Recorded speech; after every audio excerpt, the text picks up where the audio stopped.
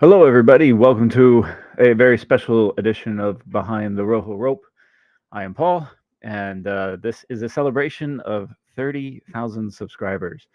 I never thought I'd get this big. I can remember the very first videos that I made, and it was just really made for my friends and family back home and back in China. And it has been quite a ride. It's been about 8 years in this journey. And I realize that 30,000 subscribers might not be a lot, but for me, it is quite a milestone. And I want to thank all of you for joining the ride and being part of this community because it has been such a huge part of my life. It really is just a labor of love. It's a hobby. It's not my career, nor do I ever think it will become that. But I ran some numbers. By the way, this live stream will not be a long live stream. This is more just a thank you and to all of you. But I really want to take a trip down memory lane a little bit, going through some of my favorite videos, maybe telling some stories, answering some of your questions. I think in the United States, it's Thursday evening, about 6 p.m. in Los Angeles. Here in Vietnam, it's about 8 a.m. on Friday. I am between the term right now, so I have a little bit of free time to make some videos and do this live stream because when the terms start, I'm actually extremely busy. And I've been very busy over the last year. But being here in Vietnam has been wonderful. If you've caught my last live stream, I talked about the how special this city is and this country and how wonderful an experience it has been um, to be part of this community. But at any rate, I want to thank you all for joining me. And here are some numbers. Over the 8 years that I've been doing this, a little over 8 years, I now have a little over 30,000 subscribers. During that time, I have generated 5.7 million views. That's insane when you think about it. 5.7 million. I can't even fathom that. 447 uh, hours of watch time. Excuse me, 447.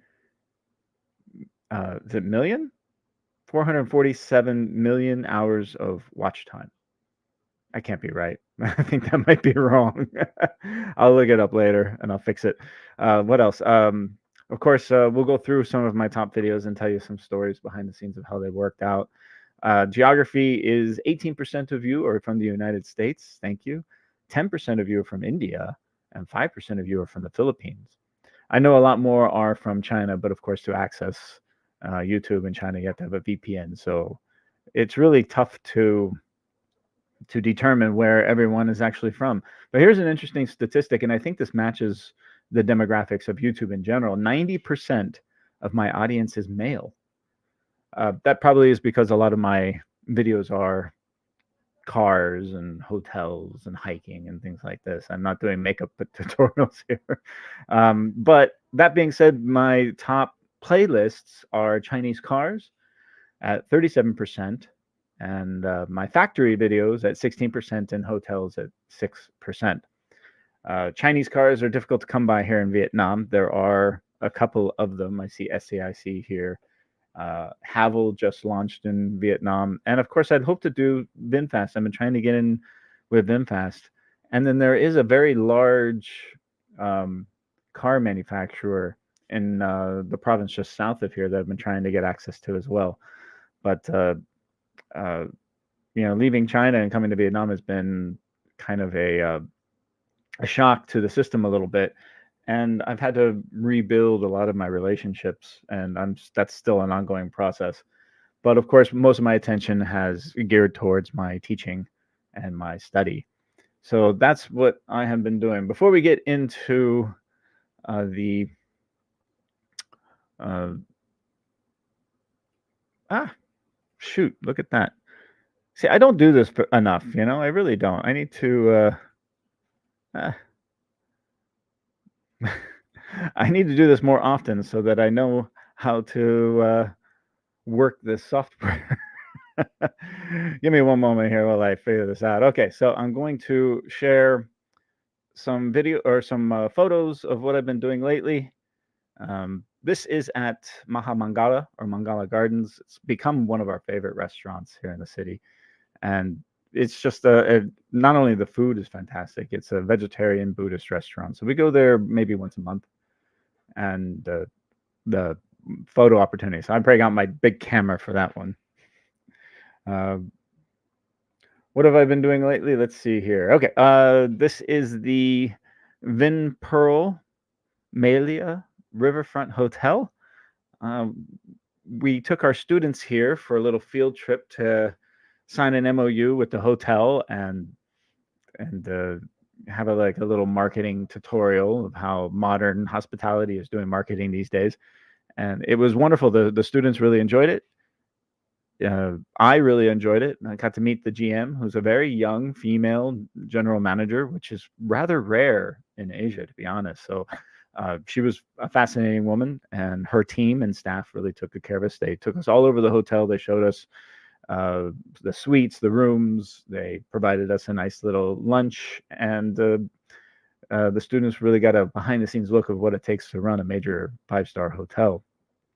It's a great hotel. I didn't do a full video of it because I didn't actually stay there, but I did get some videos, some clips on it, which was in my, excuse me, one of my most recent Vietnam Randoms videos, which is, if you don't know, Vietnam Randoms is similar to my China Randoms, where, I just take a collection of random clips and things that I've done for Random Life and throw them all in one video. I find them to be interesting. A lot of people find them to be boring. They don't get a lot of views. None of my Vietnam videos get a lot of views, and and I understand that to a certain extent, of course.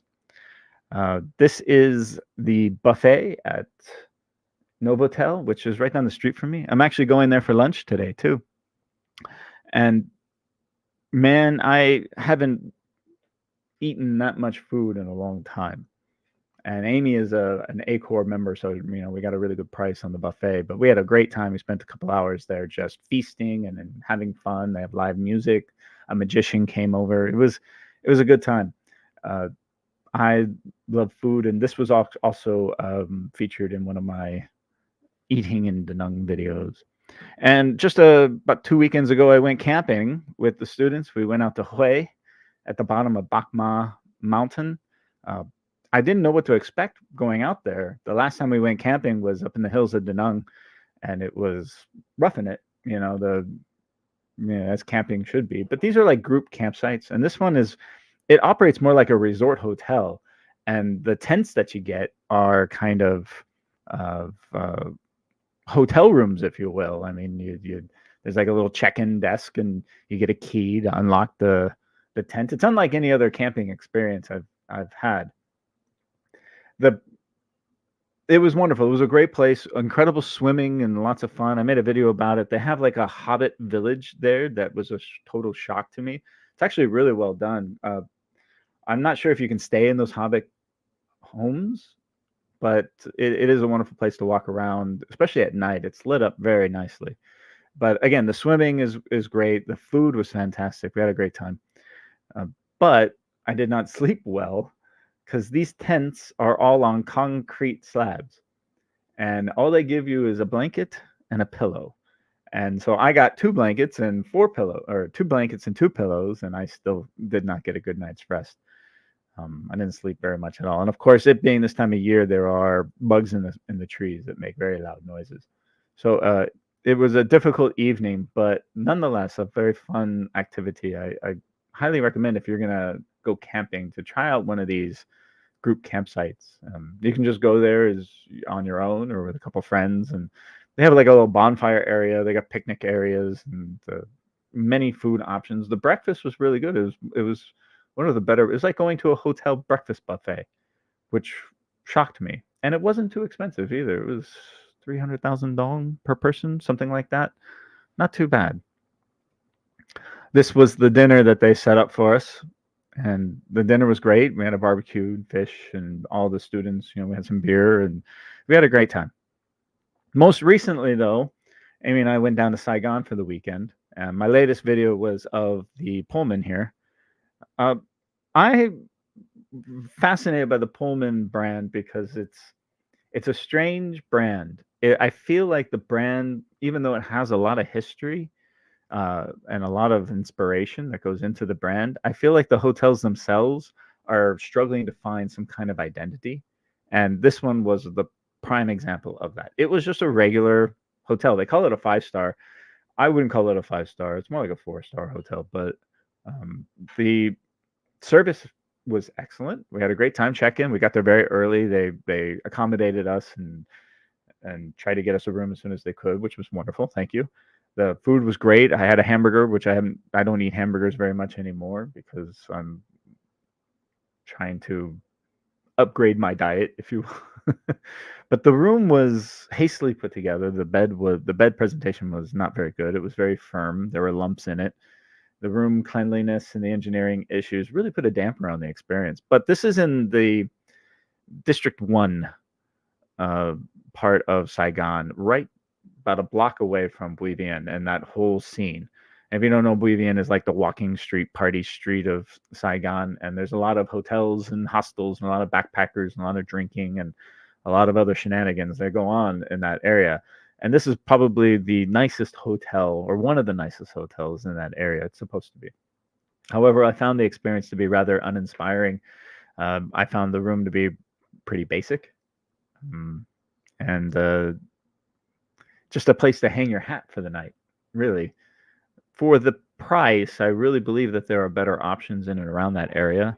So the Pullman did not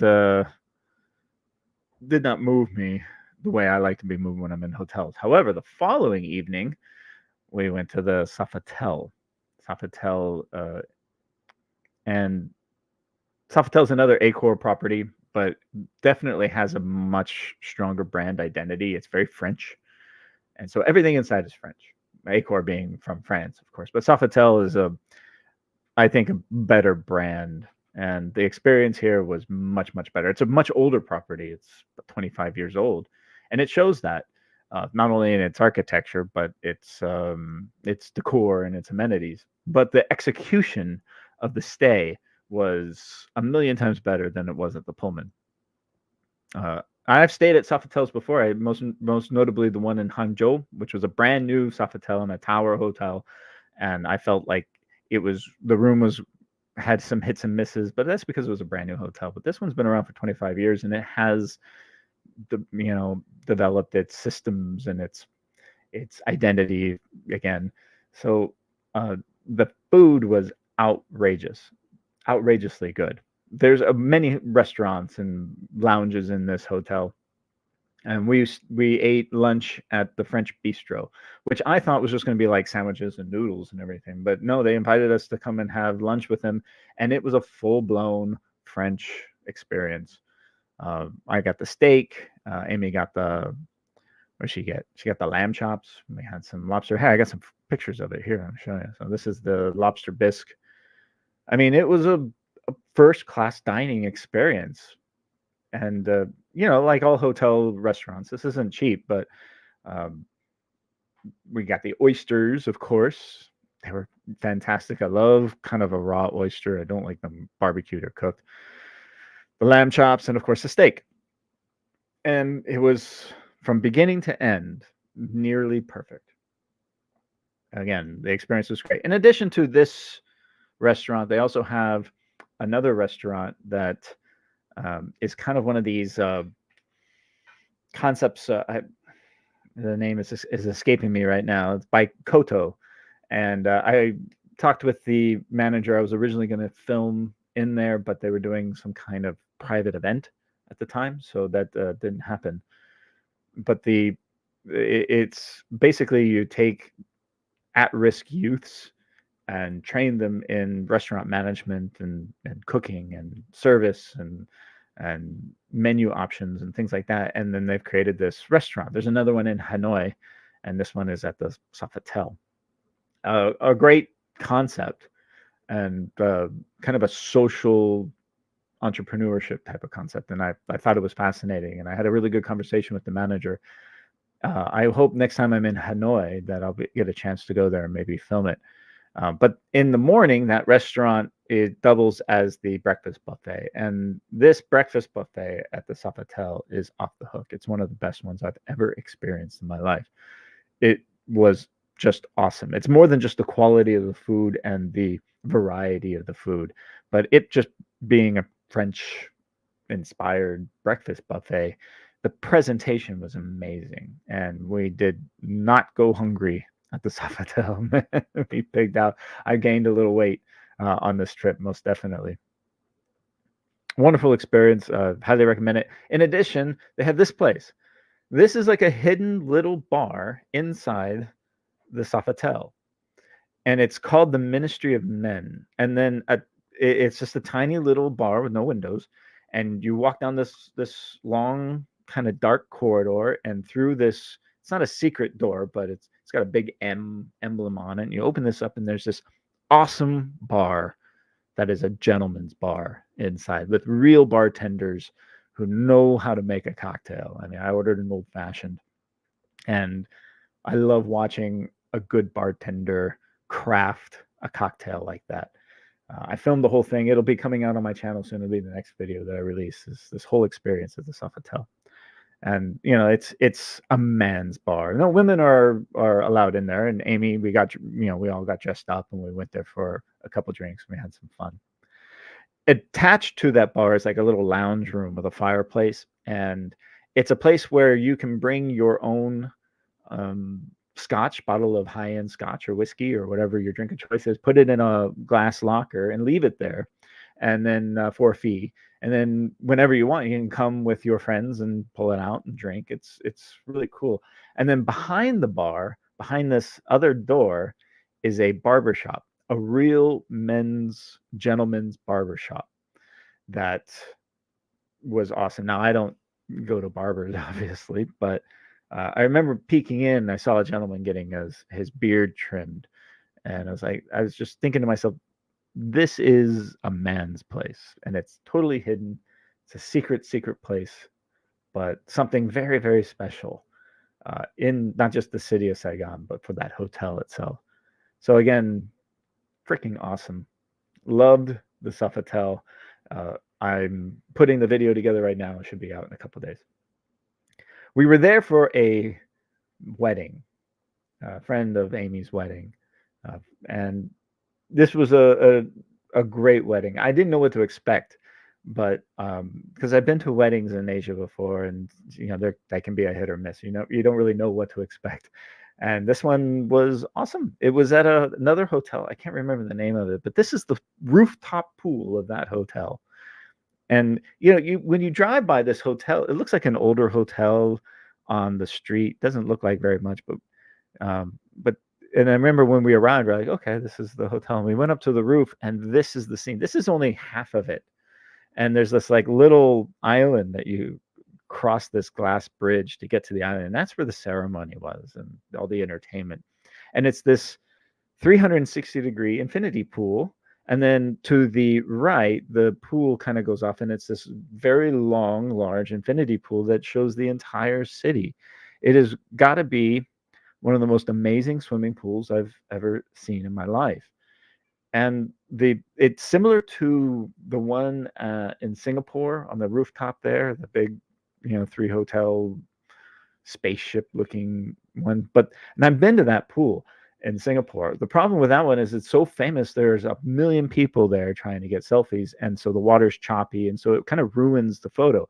At this one, this was a Saturday night at sunset, and there were a few people in there, but they weren't splashing around. They were all taking photos and just enjoying the scene. And so I felt like this was a much better experience.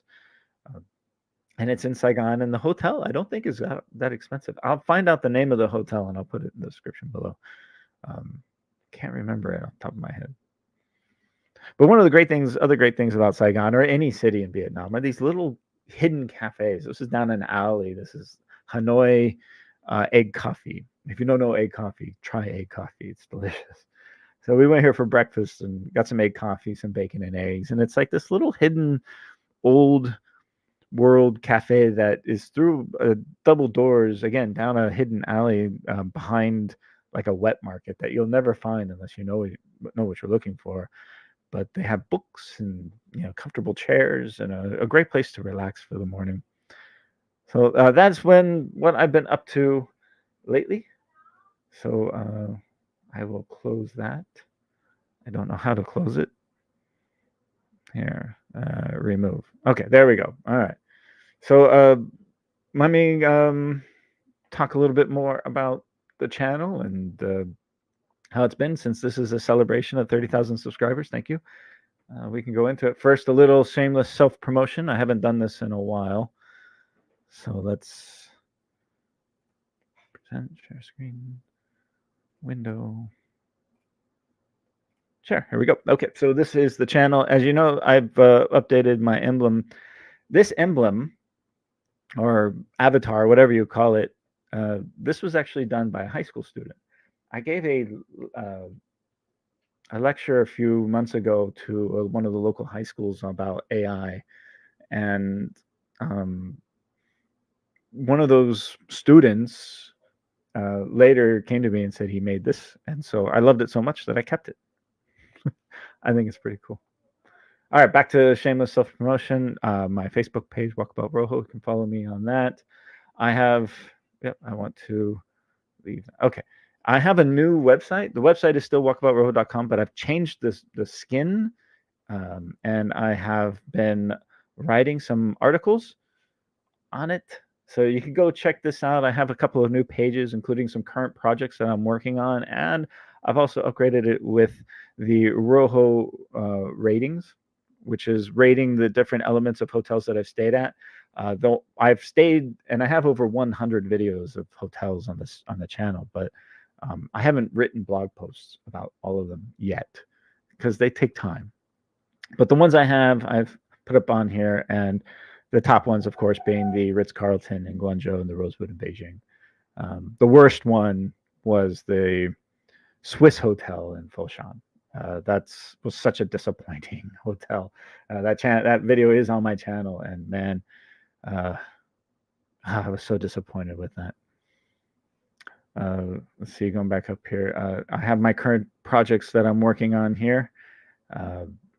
Subaru in Vietnam, Havel in Vietnam. I'm trying to put those together.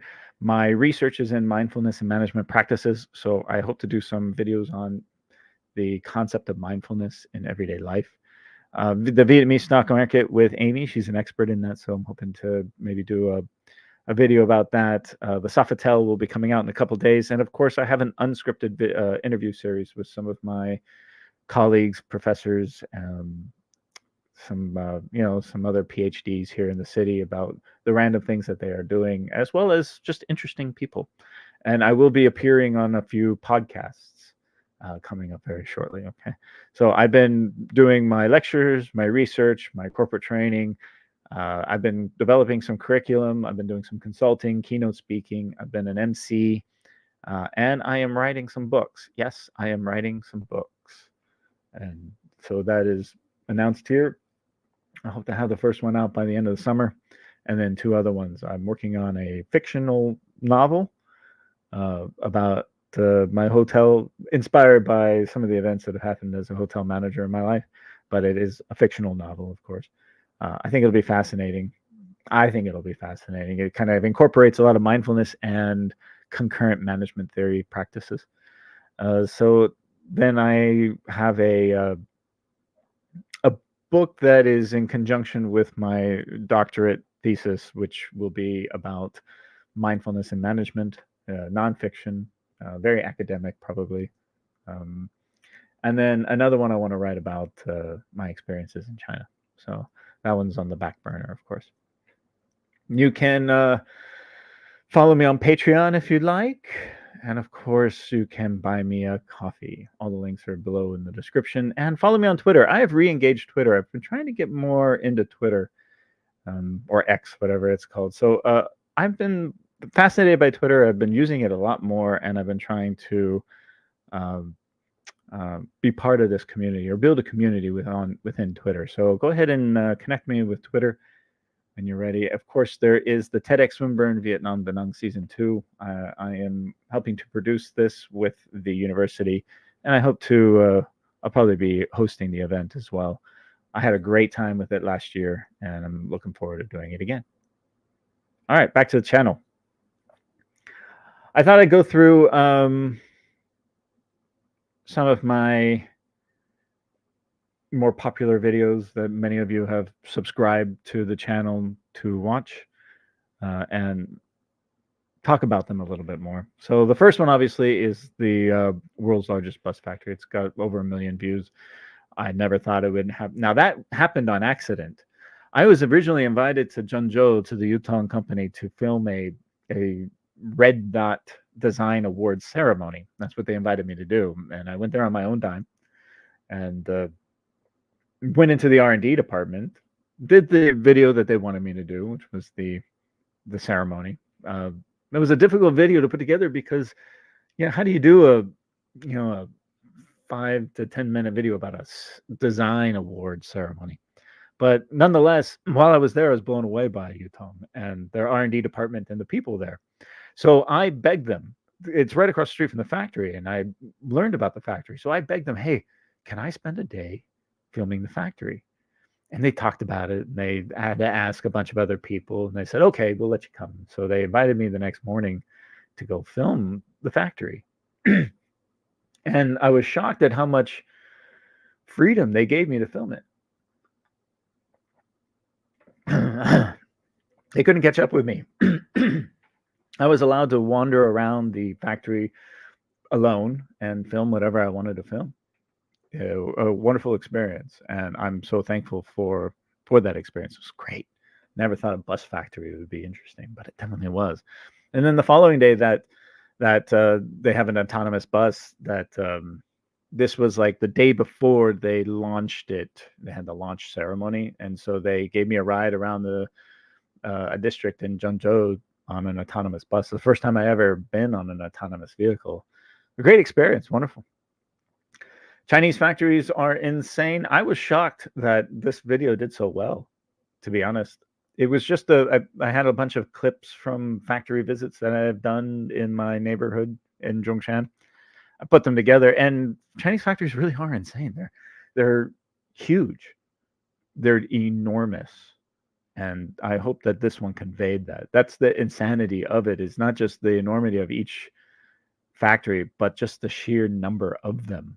I mean, they have this, like this one in the picture here. This is the Galan's factory, which is one of the largest factories in Guangdong. But surrounding this are a bunch of other like little factories that produce little pieces and products that feed into this factory and other factories in the area.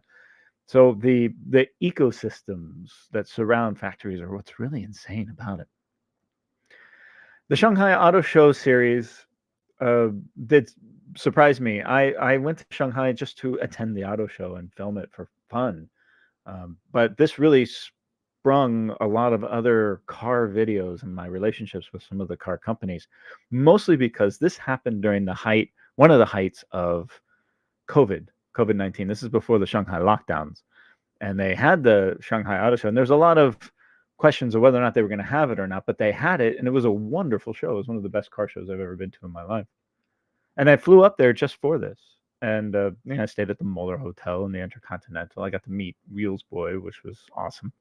And we did a little, car spotting thing around the French Quarter, the French concession, excuse me.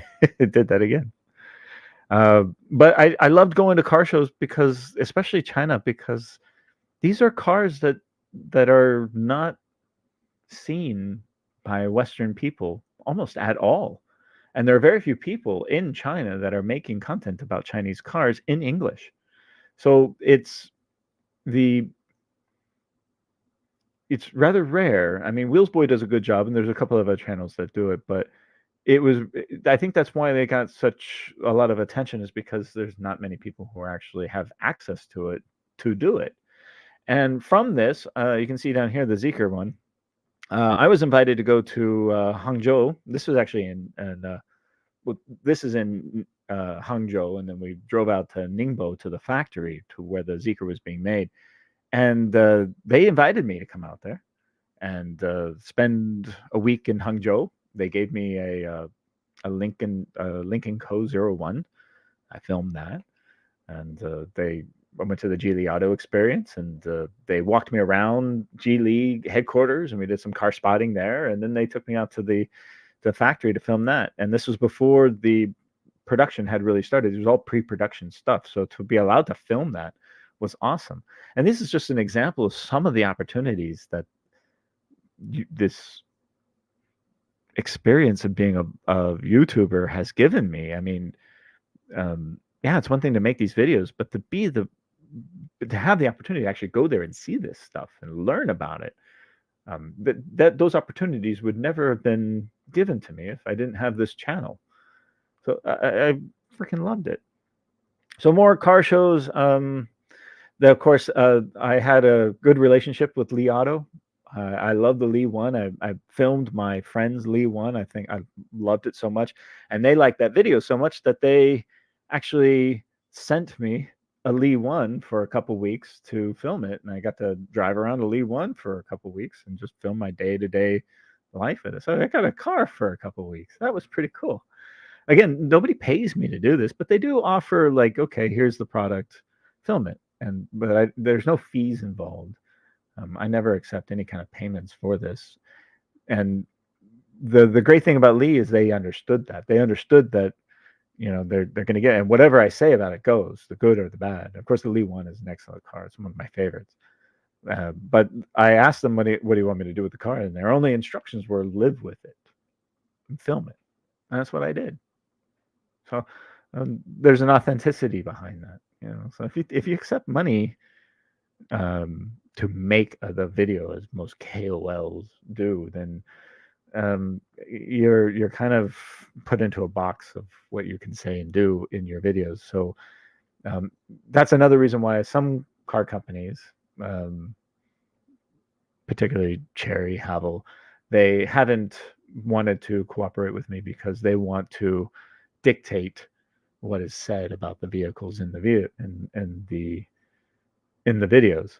So and then they'll say, hey, we'll pay you money to say that. And then I'm just making a commercial.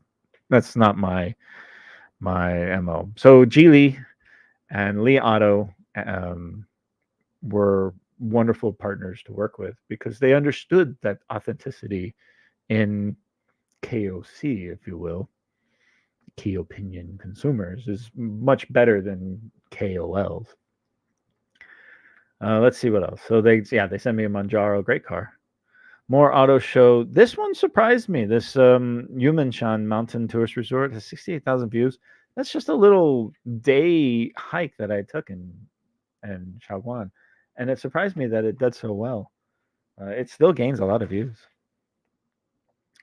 This is Yutong's Bus Factory, of course. Tianmen Mountain was one of the, I think it was the second or third video that I made that incorporated music, and I was trying to make the videos a little bit more interesting, a little bit more storytelling.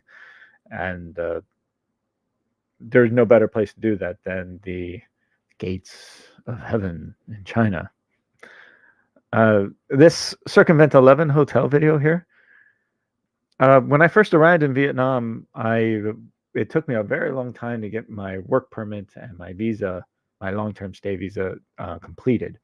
There's a lot of paperwork. There was a lot of back and forth. And living in Da Nang, to get a lot of this paperwork done, you have to either go to Hanoi or Saigon. Anyways, it was a big mess. It took a very long time. So in the meantime, I was just doing visa runs on a tourist visa, trying to get all of that done. So once a month, I had to go someplace. And sometimes I went to Laos. Sometimes I went to Malaysia. And I went to Bangkok because it's like an hour flight. It's a cheap flight. And you just go there for one night and come back. And you get to eat some Thai food and walk around. And so Circumvent 11, I was fascinated by this street. It's in like the heart of the party district. There's a lot of shenanigans that go on there. But there's a number of hotels, and they just line the streets.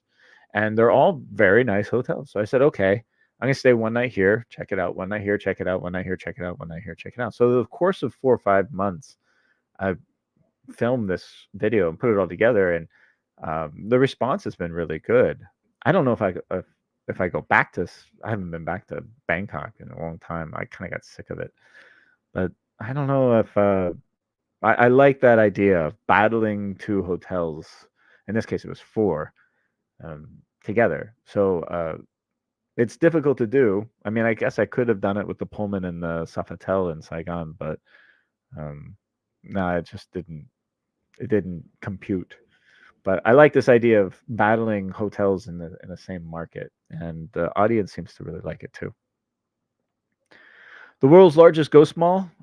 This was an interesting video. Nobody likes it. I don't like it, but uh, it is a mall in the new South China Mall in Dongguan is famous. I haven't been there in many years. I don't know what it looks like today. I anticipate it not being any different, but I was still getting the hang of filming, and I was just talking to the camera and filming myself rather than filming what I was actually looking at. So the thing about when you start YouTube is that you need to just do it and learn through the experience. And this was a learning experience video. Same thing with this one. This was just shot on my iPhone uh, in the mall. um, I filmed my car. I had a lot of great adventures in my car about buying the car and driving around in the car. This Aquaman video, this was an interesting one. Uh, the China movie market is different than it is in Western countries in that the release dates are much different. And this was an interesting scenario, and I knew this was happening. And I knew this was an opportunity to make a video and release it. So in the United States, the original Aquaman movie was had a release date, and they had allowed movie reviewers to watch it and make videos, but there was a contingent to that. They were not allowed to release that review video until a certain date, until after the movie had been released in the United States. However, in China, the movie was released 2 weeks before it was released in the United States. So I actually went and saw the movie 2 weeks before anyone else in the world did. And because I lived in China and because it was released in China and I wasn't under any kind of restrictions, I made a video. And for those 2 weeks, it blew up. And then there's some comments in there. Hey, you're not supposed to do this. I'm like, what do you mean? I didn't sign any releases or anything. It's released in the place that I live. So I think this was a mistake maybe made by the studios that I capitalized on. And at the time, it was my largest video by far. That was like 5 years ago. Totally shocked me, and it's a terrible video. And I kept on mispronouncing the name of the villain and everything in it. But uh, I love going to movies, and I don't make movie review videos anymore. I'd like to do it again, but I don't get to go to the movies much anymore. Um, the thing with movie review videos, they're mostly talking head videos, and I find them to be rather boring. And I don't know. There are other people who do better jobs at reviewing movies. This is the Lincoln Co. here, more Tiananmen Square. This one here, the world's capital of lighting, design, and manufacturing. In my opinion, it's my favorite video. One of my favorite videos I've ever made. I put a ton of work into this and called in a lot of favors and a lot of cooperation from people in and around the city of Gujin. And again, it took weeks. I had to drive out there many, many times to film all the factories and all the showrooms, just getting access to the showrooms themselves and inside the factories and to the roof of the Westin and all this stuff was a lot of work.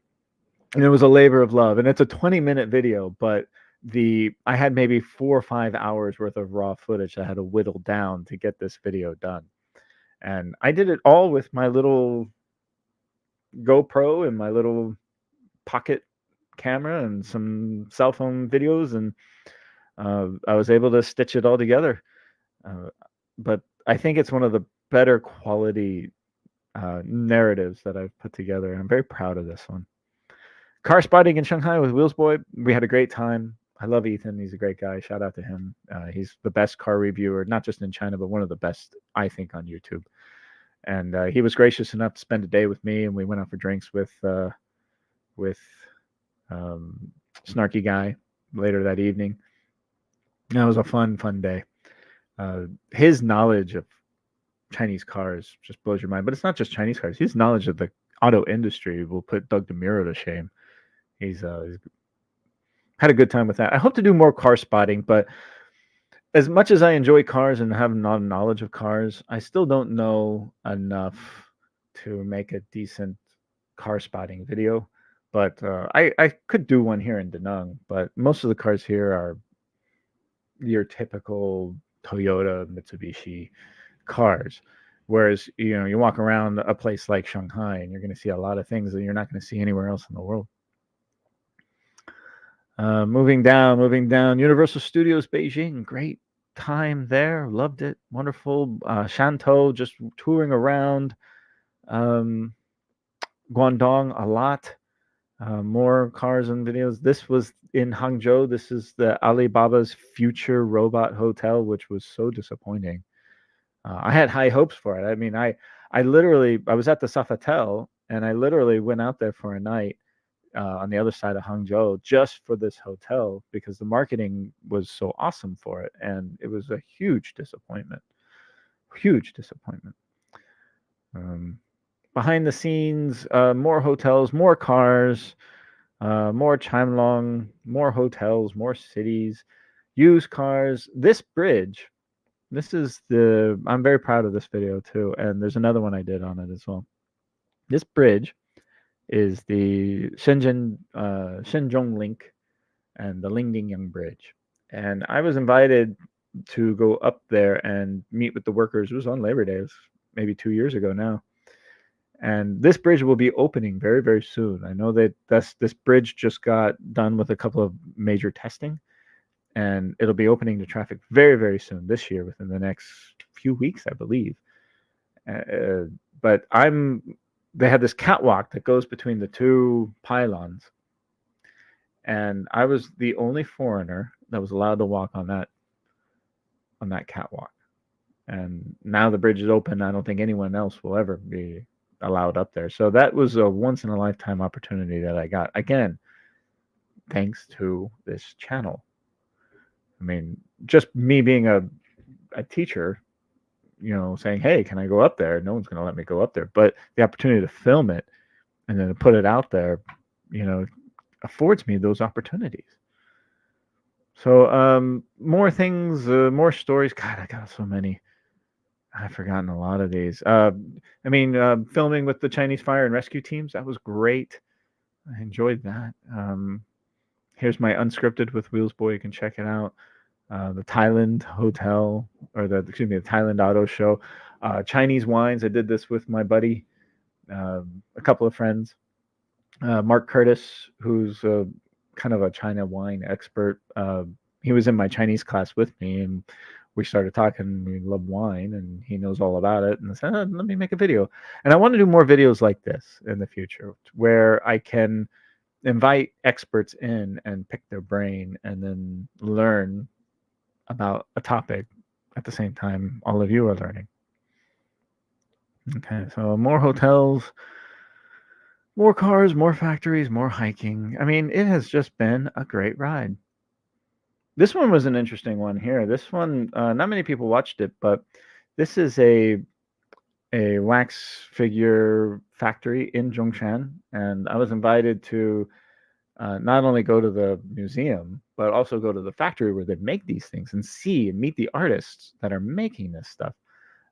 Fascinating hotel to see, kind of look behind the scenes of how all this is put together. Then, of course, I have my own interests like baseball. This one I'm very proud of. This is the reverse culture shock about me leaving China and spending a month back in America. I had been in China for many years because of the COVID. I couldn't leave. Finally, when I left, they wouldn't let me come back. So I was like, fine, I won't go back. But the reverse culture shock that I experienced while back in America after all those years in China, it's such a trip. I love that feeling. And I haven't been back in America in almost 2 years now. So I've been in Da Nang. I hope to go back this summer. I know I say that a lot, but things come up in time and money. So if you want to help me get back to America to see my family, then, links are in the description for Buy Me a Coffee and Patreon. Okay. Uh, more cars, more hotels, just more interesting experiences. And one of the things, none of these are these quarantine videos when I was stuck on the campus. None of them are monetized. YouTube won't let them be monetized because they have to deal with COVID. But I'm so happy that I got to document that experience of just being isolated and alone on a college campus. It was such a different experience than other people who were isolated alone in their apartments or in their homes. I was alone on a campus. I had the free range of the campus to myself. It was me and some stray cats and a couple of security guards at the gate that wouldn't let me leave. But because I was all alone, I could walk outside. I can go exercise on the running track, no mask. Um, it got very lonely. It got very lonely very fast. And I think one of the reasons it felt more lonely is because I could walk around this essential city within the city, and the city was completely empty. It wasn't like just being alone in your house, which we all can do and watch TV and chat, but to walk around the campus and it just being a ghost town, I really felt much more isolated because of that. I embraced it. It was not easy, but I embraced it at the time and knew that this was only going to happen once in my life. And it was such a unique experience that I had to document it. And I did. I'm very happy that I did. Classic cars. This one is a trip to Baidu. They invited me to Beijing. I went up there on my own dime. I had a great time in Beijing. There were a lot of things that went wrong in Beijing. It was the height of COVID and getting in and out of the city and not being allowed to climb on the Great Wall when I got there. I mean, little things like this. But uh, I spent the morning at Baidu headquarters, and I remember when I was there. This is not a place that many foreigners go. They don't have much of an international staff there. In fact, I don't think they have any international staff. So I was walking around the campus with a member of their PR team who invited me, and the PR girl was getting all these messages on her phone saying, "Hey, who's the foreigner? Who's this guy walking around? Why does he have a camera?" And she had to kind of explain to everybody, no, no, no, he's here to make a video about Baidu. So a very rare opportunity that a blogger, an American blogger, can go to Baidu and walk around, not necessarily freely, but uh, ask questions and see some things that most people in the West will never see. And again, it's because of this channel that afforded me that opportunity. Um, Food videos. It got to the point where when I was in Zhongshan that I would go out to dinner, and most people had seen my videos, my food videos, and so they would give us nice tables, and you know, I did eat for free a few times, but for the most part, no. I insisted on paying. Um, yeah, keep going down, and then when you get like, if I did this, let's do this. Let's go to let's try this videos, and then is there a way I can store oldest? Okay, look at these old ones. I cringe when I see these. Hey, 7, almost 8 years ago. I recently wrote a blog post about this on my blog about riding my electric bike through the town. Here, I'll bring it up. Where is it? Here. And I just had an iPhone 6, and this was the electric bike that I bought. This crappy little thing that barely held together. I had like 4 or 5 flat tires in 1 year, and it was just Frankenstein together with pieces from everything. It was super cheap. I only paid like $200 for this thing, but I bought it because I had a removable battery. Because everyone told me if these lead acid batteries, people will just steal the batteries out of your bike. So I got one that I can remove the battery and take it upstairs and charge it overnight, kind of thing. But I had great time running around all over Zhongshan from the north to the south in this little e-bike, and it was good times. And this is the video that I made and the experience that I had about living in Shalan first arrived. That was good.